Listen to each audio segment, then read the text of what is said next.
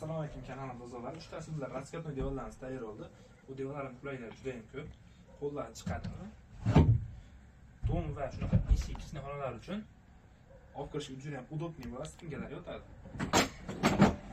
Bu holatiga esa 1.25 ga 1.90 joy egallaydi.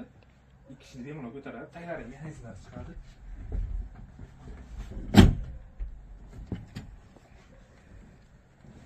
Taglari ham 3 talik temir mexanizmdan bo'ladi. Bu holatiga esa 2 metrga 1.90 joy egallaydi. 3 kishini bemalol ko'taradi. Parallellari 22 voltli parallel bo'ladi. Ichlari 100% tasna bo'ladi. Jonlari esa 2.5 displeydan tayyorlangan bo'ladi. Yana qulay tarafi bormi? Bu holatiga televizor ko'rib, shunaqa PlayStation o'ynab, ancha dam olgan, ancha udobniy narsa bo'ladi.